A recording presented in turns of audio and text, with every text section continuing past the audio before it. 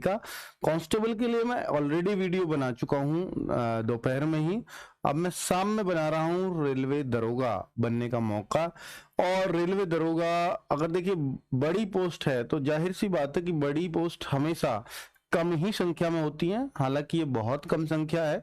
452 post हैं जो railway में दरोगा की आई हैं, पर 452 पोस्ट आपको ऐसे प्रेरित तो नहीं करेंगे कि हाँ कि जिसका नहीं होना है या जो थोड़ी मेहनत करने वाले हैं वो भी इसमें फॉर्म भर दे। मैं ऐसा तो बिल्कुल नहीं कहूंगा, क्योंकि कंपटीशन हार्ड होने वाला है, टफ होने वाला है। 452 पोस्ट, अब आप सोच के देखो कि यार 400 पोस्ट अभी आरओ में आई थी यूपी के अंदर, पता नहीं वहां बच्चों को क्या लगा, वहां 10 लाख फॉर्म आ गए थे। अब 452 फॉर्म है, ये वैकेंसीज हैं रेलवे दरोगा के अंदर। ये पूरे ऑल इंडिया के लिए बराबर का मौका है, कोई भी बच्चा कहीं से भी फॉर्म भर सकता है क्योंकि ये सेंट्रल की नौकरी है। ठीक है, तो बच्चे इसके बारे में हम थोड़ी सी उन सारी जानकारियों को देख लेते हैं ताकि आपके एक वीडियो देख करके सारे डाउट क्लियर हो जाए कि हमें दरोगा बनने के लिए क्या क्या करना पड़ेगा, कितना कंपटीशन है, क्या हम इसको निकाल पाएंगे या नहीं निकाल पाएंगे। ये सारी बातों का जवाब आपको इस एक वीडियो के अंदर मिल जाएगा, और हम आपके दरोगा वाले पेपर के लिए क्या कर रहे हैं, क्या कर सकते हैं। ठीक है बच्चों, तो ये जो पोस्ट है, पहले तो सबसे अच्छी बात यह है कि रेलवे ने ये वादा किया है कि अब ये 452 पोस्ट है, ये वास्तव में बहुत कम है, लेकिन ये हर साल के हिसाब से है। हम हर साल वैकेंसी देने वाले हैं। हालांकि उन वैकेंसीज में आरपीएफ का जिक्र नहीं है हर साल वालियों में, उनमें एनटीपीसी का जिक्र है, उनमें एएलपी का जिक्र है, उनमें टेक्नीशियन का जिक्र है, उनमें आपकी ग्रुप डी का जिक्र है, लेकिन आरपीएफ का जिक्र नहीं है कि मंत्री जी ने एक बार भी बोला हो कि आरपीएफ की भर्ती भी हर साल कराई जाएगी। पर हम इस उम्मीद पे हैं कि भैया जब इन्होंने इसमें भी इतनी कम पोस्ट दी है तो हो सकता है ये भी हर साल कराई जाए। ठीक है, पर बच्चों जरूरी नहीं है कि हर साल कराई जाए। तो इसलिए अगर आपको ये मौका मिला है और आप ये काबिलियत रखते हैं, देखिए इस बात पे डिपेंड नहीं करता है कि भैया ये 452 वैकेंसीज हैं, मेरा तो होगा ही नहीं। आप सिर्फ एक बात पे फोकस करना कि आपको यहाँ सब इंस्पेक्टर बनने के लिए, जो शायद कहीं और ऐसा नहीं होगा, यहाँ सब इंस्पेक्टर बनने के लिए केवल वो 3 सब्जेक्ट पढ़ने हैं, केवल वो 3 सब्जेक्ट जो आप हर जगह रात दिन पढ़ते आ रहे हो कंपटीशन के लिए, वो है मैथ्स, रीजनिंग, जीएस। ये 3 ही सब्जेक्ट है जो आपको सब इंस्पेक्टर बना देंगे। इसके अलावा देखिए कहीं भी आप यूपी में सब इंस्पेक्टर बनने जाओगे तो आपको हिंदी एक्स्ट्रा ऐड ऑन करनी पड़ेगी, आपको मूल विधि भी पढ़नी पड़ती है। अगर आप बनने जाते हैं दिल्ली पुलिस में सब इंस्पेक्टर या सीआरपीएफ या सीआईएसएफ यानी सीपीओ वाला एग्जाम देते हैं तो वहां इंग्लिश बहुत स्ट्रांग चाहिए, क्योंकि वहां 400 में से 250 की इंग्लिश आती है। तो सब इंस्पेक्टर बनने के लिए कहीं ना कहीं बहुत सारी कंडीशंस अलग अलग जगह हैं। केवल रेलवे ऐसा है कि उन 3 सब्जेक्ट पे ये सब इंस्पेक्टर बना देता है आपको, कि अगर आपकी इन 3 सब्जेक्ट में बहुत मजबूत पकड़ है तो। अच्छा थोड़ा पास कर लेता हूं माइक। हाँ, अगर उन 3 सब्जेक्ट में बहुत मजबूत अगर आपकी पकड़ है तो आप केवल और केवल रेलवे में सब इंस्पेक्टर बन सकते हो। अब आप ये सोचो कि सर मैं तो कांस्टेबल की तैयारी करूंगा, बहुत बढ़िया, क्योंकि आपने वो देखा है 4600 कुछ पोस्ट है, ये केवल 400 पोस्ट है। ऑब्वियस सी बात है कि उसमें ज्यादा चांस रहेगा आपके सिलेक्शन होने का, वहां कम मेहनत भी लगेगी। पर बच्चों आप एक बात सोच करके देखो कि यार वहां भी तो हमें ये 3 सब्जेक्ट पढ़ने पड़ेंगे। अब ऐसा तो है नहीं कि वहां के लिए मैं हल्का हल्का पढ़ूं, मेरे को मैथ्स भी वहां कंप्लीट ही पढ़ना पड़ेगा, अच्छे लेवल का भी पढ़ना पड़ेगा, कंपटीशन बहुत अपर लेवल पे है आज। और बच्चों रीजनिंग भी मुझे हर तरीके के हर चैप्टर से गुजरना ही होगा, मुझे जीएस भी पूरा टोटल पढ़ना पड़ेगा। तो अब आप ये सोचो कि यार ये 3 सब्जेक्ट तो मेरे को वहां पढ़ने हैं, 3 सब्जेक्ट यहां पढ़ने हैं। अगर मैं बहुत अच्छे से इनको कवर अप कर लूं, मैं बहुत गहराई में अगर इन चीजों को पढ़ लूं, तो भाई मेरा तो ऐसा भी तो हो सकता है मैं चला कांस्टेबल के लिए था, मेरा सब इंस्पेक्टर ही क्लियर हो जाए। तो आप अगर कांस्टेबल वाले भी हो तो आप ये कोशिश करना, अगर आपकी ग्रेजुएशन हो गई है कि मैं सब इंस्पेक्टर ही बनूंगा, मैं 452 में ही जगह डालूंगा, अगर आप ऐसा टारगेट लेके चलेंगे तो निश्चित तौर पर ऐसा तो हो ही जाएगा कि आप कांस्टेबल निकाल पाए।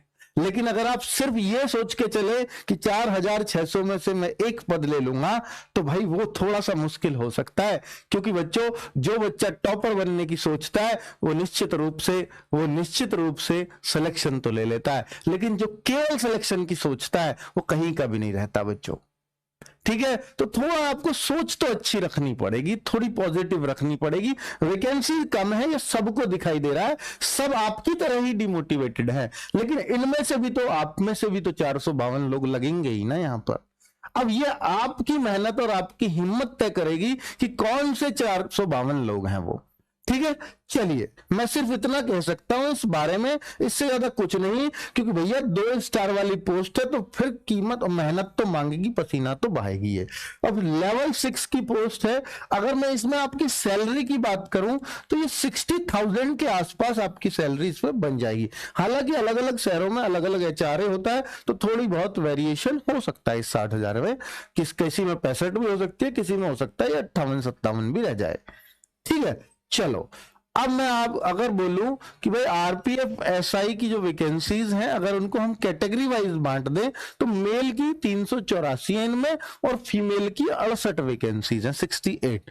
अब आप यहां पर एक बात और नोट करना, क्योंकि बच्चे लोग क्या करते हैं, अपनी कैटेगरी की ढूंढते हैं, भाई SC में तो केवल 57 ही वैकेंसीज है। तो भाई मैं आपको सुबह भी मैंने उस वीडियो में बताया है कि अगर आपकी एज जनरल वाली है तो OBC वाला जनरल वाली वैकेंसीज में भी फाइट करता है। यानी अगर उसने जनरल वाली, मान लीजिए कट ऑफ गई है 120 में से, जनरल वाली कट ऑफ गई 105 और OBC वाली गई है 102, और इस लड़के के नंबर आए 106, और ये है OBC का है या SC का या किसी भी कैटेगरी का है, और इसकी एज अगर 26 ईयर्स है या 27 ईयर्स है, यानी 28 से कम है, तो निश्चित तौर पर यह बच्चा OBC की सीट नहीं काटेगा, यह अनरिजर्व्ड वाली लेगा, जनरल वाली सीट लेगा। और जनरल या अनरिजर्व्ड वो किसी की रिजर्व नहीं है, इसलिए उनको अनरिजर्व्ड बोला है। उसमें जो अपर बच्चा है, जो 18 से 28 की एज का है, चाहे वो किसी भी कैटेगरी का, वही उसमें काउंट होता है। ठीक है, चलिए तो ये बात मैंने आपको क्लियर कर दी है। नेक्स्ट चीज जो बच्चों यहां पर देखने वाली है कि फीस क्या लगेगी फॉर्म भरने में। सबसे अच्छी बात है भैया फॉर्म की डेट तो बता दीजिए, तो कल से ही फॉर्म ये भरने शुरू हो रहे हैं, जैसा पहले ही इन्होंने बता दिया था। तो कल से आप फॉर्म भर सकते हैं, 14 मई तक आप ये फॉर्म कभी भी भर सकते हैं, लेकिन आप मई का वेट मत करिए। मैं कहता हूं कि आप अप्रैल के लास्ट तक भरें, पर अप्रैल में ही फॉर्म भर दें। ऐसा भी हो सकता है कि लास्ट में ये जो है साइट हैंग हो जाए, बहुत सारे बच्चे अगर फॉर्म भरने लग गए तो। ठीक है, अब ये 500 रुपए का आपका फीस लगेगी, और इन कैटेगरीज की जो फीस लगेगी वो 250 रुपए लगेगी। आप अपनी कैटेगरी जैसे उसमें डालेंगे तो आपको पता लग जाएगी आपको फीस देनी है या नहीं देनी है, या कितनी देनी है, उसकी कोई टेंशन नहीं है। फॉर्म में कैटेगरी भरते ही वो उतनी ही फीस आपसे मांगेगा।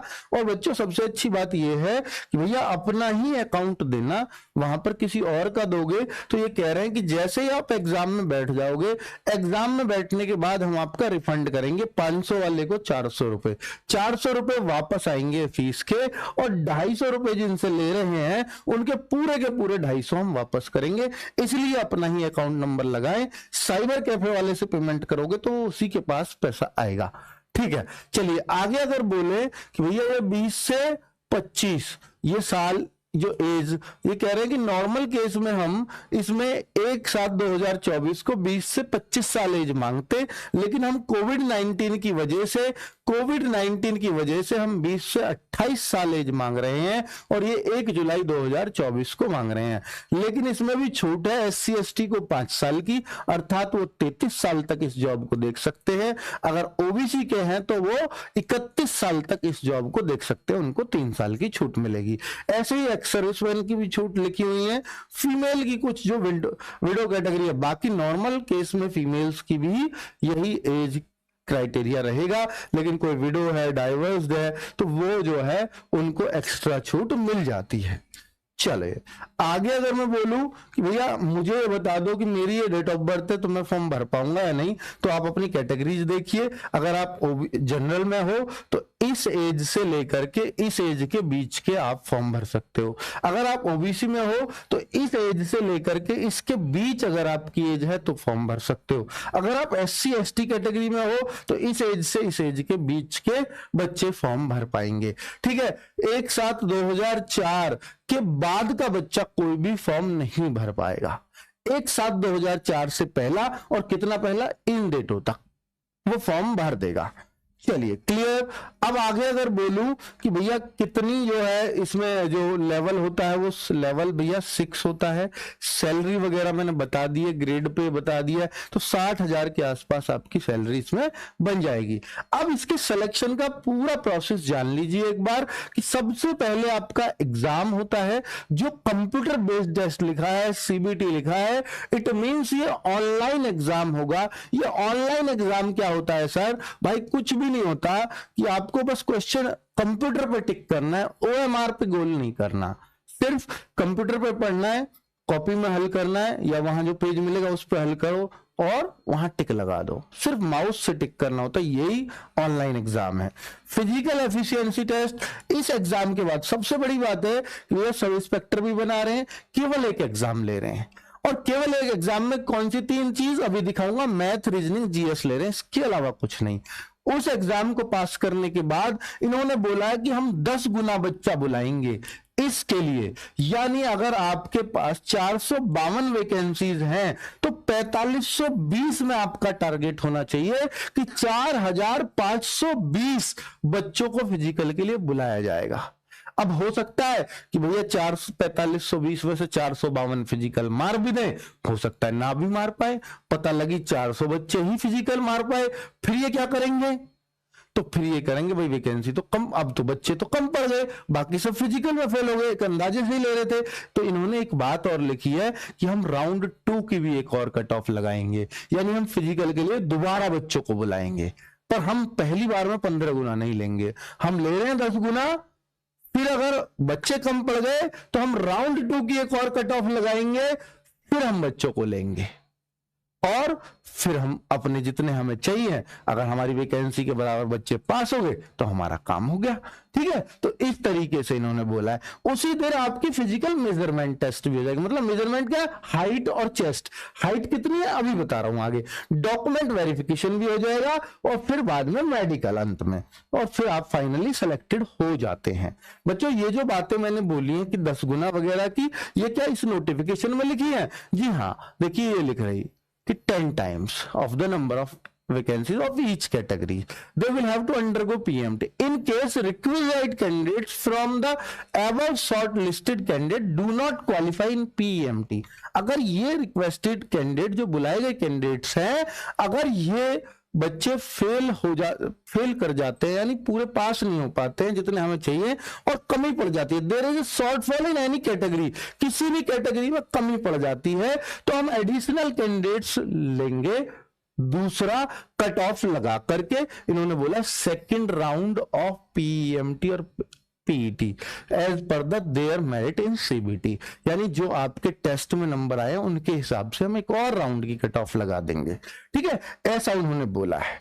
चलिए अब बच्चों एग्जाम में क्या आएगा? मेन है कि एग्जाम सब कुछ ठीक है, फिजिकल क्वालिफाई में फिजिकल के कोई मार्क्स नहीं जोड़ने वाले हैं, लेकिन सबसे जरूरी बात है कि एग्जाम में आना क्या है। एग्जाम में बच्चा जीएस आनी है 50 क्वेश्चन, आपके रीजनिंग के आने 35 क्वेश्चन, आपके अर्थमेटिक ही आना है 35 क्वेश्चन, एडवांस नहीं है यहां भी।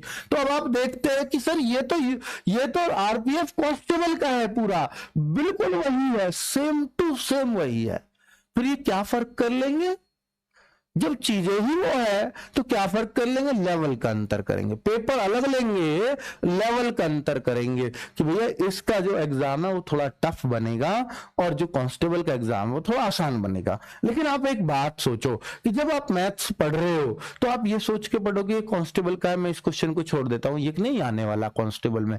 ऐसा नहीं है भाई, कांस्टेबल में भी कैसा भी क्वेश्चन आ सकता है, मुश्किल भी आ सकता है, तो आपको वहां भी हर लेवल पढ़ना पड़ेगा। पड़ेगा। तो जब हर लेवल पढ़ रहे हो तो वही लेवल यहां भी काम आ जाएगा। ठीक है, तो बहुत ज्यादा फर्क नहीं होने वाला। मान लीजिए अर्थमेटिक में वहां अगर 20 क्वेश्चन, आपके 35 क्वेश्चन आते हैं तो वहां 3-4 मुश्किल आ गए, यहां ऐसा हो सकता है 10-15 मुश्किल आ जाए, बस इतनी चीजें होंगी और इससे ज्यादा कुछ नहीं होने वाली। ठीक है, इसलिए बहुत ज्यादा परेशान होने की जरूरत नहीं है। तो 1/3 की नेगेटिव मार्किंग वहां भी है, यहां भी है, 90 मिनट का टाइम मिलेगा। लेकिन अर्थमेटिक के और रीजनिंग के क्वेश्चन लेंदी आ गए और यहां आएंगे भी, तो भैया यहां टाइमिंग का मैनेजमेंट करना आपको थोड़ा मुश्किल हो जाएगा, क्योंकि यहां क्वेश्चन थोड़े से लेंदी रहेंगे कांस्टेबल के मुकाबले। इतना आप समझ सकते हो, क्योंकि इसमें ना ग्रेजुएशन मांगी गई है, तो ये थोड़ा लेवल का पेपर बनेगा। वहां केवल 10th मांगी गई है, तो वो थोड़ा सा आसान बन जाता है इसके मुकाबले। अब बच्चों आप देखते हो कि अर्थमेटिक में क्या क्या है, तो ये सारे चैप्टर्स सेम टू सेम आप कांस्टेबल में भी देख पाओगे। इसके अलावा ना वहां कोई चैप्टर है ना यहां कोई चैप्टर है। ठीक है, आप ये सिलेबस देखते हो रीजनिंग का, तो सिलेबस में सेम टू सेम चीजें वहां भी है यहां भी है। आप जनरल अवेयरनेस का सिलेबस देखते हो, सेम टू सेम। तो मैंने फिर बोला कि भैया लेवल का अंतर पड़ेगा, यहां थोड़ा आसान लेवल हो सकता है उसके मुकाबले। तो मैंने अब सब कुछ रिटर्न के बारे में क्लियर कर दिया। उस सब के लिए आपका टाइमिंग कम पड़े तो हमारे मॉक टेस्ट अब अवेलेबल है RW ऐप पर, हर संडे सुबह 6 बजे होता है। आपके टाइमिंग की अगर समस्या है कि टाइम कम पड़ सकता है, तो इस बात की गारंटी, अगर कोई मॉक टेस्ट बहुत मन से करता है तो कभी उसका समय कम नहीं पड़ेगा, चाहे वो कांस्टेबल है चाहे वो SI है। ठीक है, अभी हम कॉमन लेके चलेंगे एक पेपर कांस्टेबल और SI का, आगे हम उनको मॉक टेस्ट को अलग अलग कर देंगे, क्योंकि अभी तो हम थोड़ा बच्चों को देख पा रहे हैं कि भाई उनको अभी लेवल बनाना है अपना।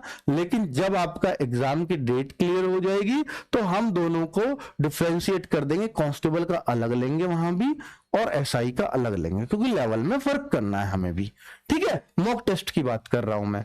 अब अगर बात करें कि भाई इनको सर पढ़े कैसे, कहां से पढ़े, तो उसके लिए मैं एक प्रॉपर बैच चलाने वाला हूं। अगर जो बच्चा एकदम नया भी है तो वो भी उसको कवर अप कर ले।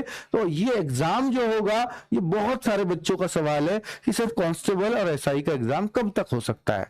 बच्चों जिस तरह से रेलवे के शेड्यूल देखे गए हैं, उस तरह से लग रहा है कि रेलवे सितंबर तक तो बिल्कुल खाली नहीं है, तो उससे पहले होने के बहुत कम चांस हैं, उसके बाद ये कभी भी जा सकता है। तो आप अगस्त सितंबर कम से कम ये मान लो कि तब तक आपका एग्जाम नहीं होने का। ये अब सितंबर तक नहीं होने का, तो फिर आपके पास एक सफिशिएंट टाइम है, आप बहुत अच्छे से सिलेबस को कंप्लीट कर सकते हो, अगर जिन्होंने नहीं किया है तो। अब ये सब इंस्पेक्टर के फिजिकल की बात कर रहा हूं मैं। मेल में 165 सेंटीमीटर हाइट है, 80 से 85 चेस्ट है और 6.5 मिनट में 1600 लड़कों की रनिंग है। लड़कियों के लिए अगर बोलो तो 4 मिनट में 800 है, 157 हाइट है।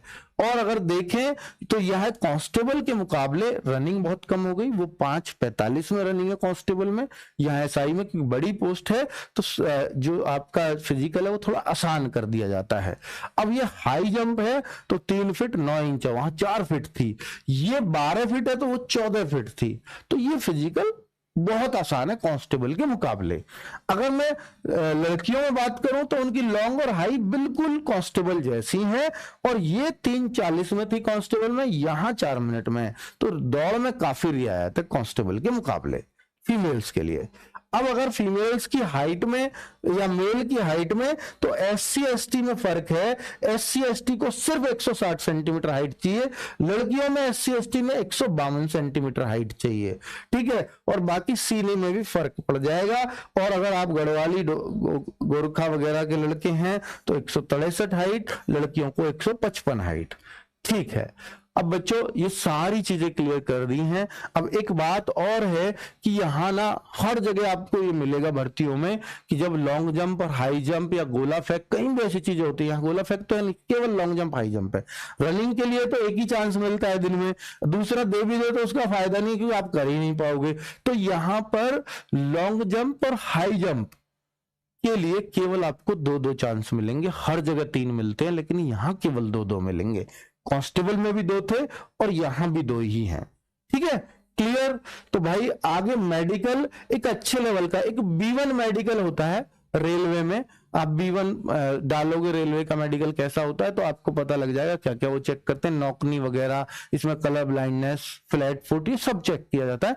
तो ये सब चीजें चेक होंगी अच्छे लेवल पे, ठीक है। अब यहाँ ट्रेनिंग, तो ये आपको पता ही कि मेडिकल के बाद आपको ट्रेनिंग पे भेज दिया जाता है। अब ये जनरल गाइडेंस है, जिसमें अगर मैं आपको बोलूं कि भैया ये स्पेशल बात है कि ये 15 लैंग्वेजेस में पेपर कराया जाएगा। आप अपनी रीजनल लैंग्वेज फॉर्म भरते टाइम ही चुन लेंगे कि आपको किस लैंग्वेज में पेपर देना है, बाकी हिंदी इंग्लिश में तो वो आएगा ही। अब बच्चों हम लोग कैसे तैयारी करा सकते हैं, आपके काम कैसे आ सकते हैं, तो मैंने सुबह भी बताया है कि हम कांस्टेबल और एसआई को लेकर के कोई सब्जेक्ट सेम है, हम कांस्टेबल में भी अगर पढ़ाएंगे तो हर लेवल का मैथ्स पढ़ाएंगे, हर लेवल की रीजनिंग पढ़ाएंगे, हर लेवल का आपको जीएस भी पढ़ाएंगे। तो वहां ऐसा हो ही नहीं सकता कि मैं कांस्टेबल और एसआई के लिए सेम सब्जेक्ट के लिए अलग अलग बैच ले आऊं, नहीं।